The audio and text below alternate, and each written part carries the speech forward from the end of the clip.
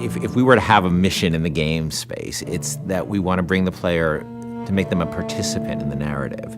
By bringing this character, Elizabeth, into the game, by having her with you pretty much for almost the entire game, we knew that if we didn't get her right, the game wouldn't be right. And she really is the emotional center of the game. This character, Elizabeth, she comes from a pretty dark place. But she's also got an incredible amount of enthusiasm for life. And when we found Courtney, I think we found somebody who could do both. I don't dance. Come on, let's go. Why? What could be better than this? It's so complex. I mean, you're talking about really trying to bring forth all the complexities of human nature that impact us because you're having to use only your voice to convey your entire, the character and what you're trying to portray. You have to put your entire body into it. So there are times when I'm doing voiceover work and I'm literally drenched in sweat because my body is working so hard. Hey! Knock it off! Stop it! Will you stop it? Not here to hurt you. Who are you? My name is DeWitt. I'm a friend. I come to get you out of here. Get away!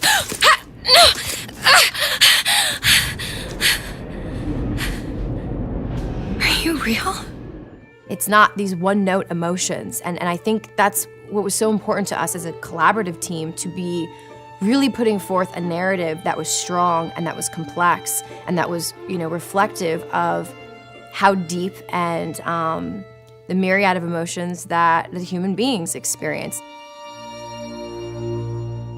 She really had a sense of telling a story and having a conversation with no words. If you're watching a silent film, you understand what's going on and you don't need words. We saw her and Sean's like, by the way, this is the girl. I'm like, oh yeah, that's the girl, absolutely. I had to really rely on my imagination and rely on what I was being told by, the director.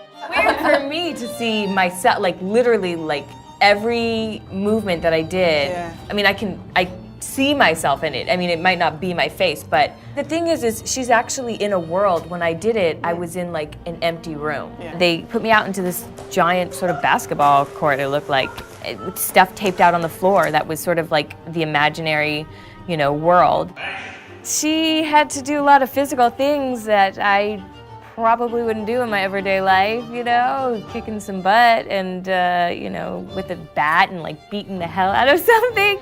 It just started to feel like it was my voice, I just really started to connect with it physically, and this voice was all one. I don't understand, how could we get there? The incredible voice acting and the incredible motion capture acting was the most useful and inspiring element that we could have had for Elizabeth. Liz will follow you around the world, and if you decide that you don't want to go where she thought you were heading, she can handle that really, really cleverly. She will stop if you stop. She will keep running if you decide that you're not interested in what you're doing here. She will be by your side no matter what you end up doing. The moment you come up against a character who's just sort of standing there, or behaves robotically, or behaves in a way that is so alien to what you'd expect out of a human being, you just shut them off. And you just say, oh, they're just a video game character. I don't need to worry about feeling anything about them. And so we tried a lot of things. We tried to make Liz have emotions so that she can react to things in the world and things that you do. For example, we might say that Liz will feel comfortable leaning against this wall, but she'll do so with her arms crossed. And she'll do so with her back slightly turned towards you. And that difference of just a few degrees is enough to make the player feel that they're really in the doghouse. You're going to see her all over the place. You're going to see her on giant billboards in, New York and LA, and you're going to see her on TV ads. I said, okay, well, if we're going to find a person to play Elizabeth, I think we already have that person. Еще один из самых первых вариантов Элизабет, я сказала, боже мой, это же я должна ее сделать. В один прекрасный день мне пришло сообщение на Facebook от Кена Левина о том, что у них есть ко мне предложение, от которого я не смогу отказаться, просьба связаться по электронной почте. И, соответственно, вокруг меня все суетились, чего-то хотели, потом сказали, так, все, начинаем работать, посадили меня на стул, сказали просто сиди, смотри прямо в одну точку. И опять начали вокруг меня бегать, снимая с меня скан лица. Я думаю, ну ладно, что, окей, хорошо. Я с этим справлюсь, а потом меня вдруг начали мучить, говорить, смейся, плачь, делай одухотворенное лицо, делай удивленное лицо. And all of a sudden we found this great character who existed in the space between the real world and the world of Bioshock Infinite. There was a moment where we had people coming up to us and saying, Liz is awesome. I have a story to tell you about. And it was, everybody had their own unique stories because she was just doing systemic things. They could do the same thing twice. I actually get people telling me things that there's no way I could know about. Like, say there's one of the combats kicking off and they're having this incredible moment where they're running around the place and smashing someone in the face and blowing someone else up with a shotgun, and they've suddenly, a huge big boss man comes up and they just go click. Oh no. And then suddenly from the side, Liz goes, Booker, over here! You press the button, she throws it, you grab it and just go boom! And they come up to me and go, and it was amazing! I was like, yeah, me and Liz, we're gonna kick ass, nothing we can't do. That's right.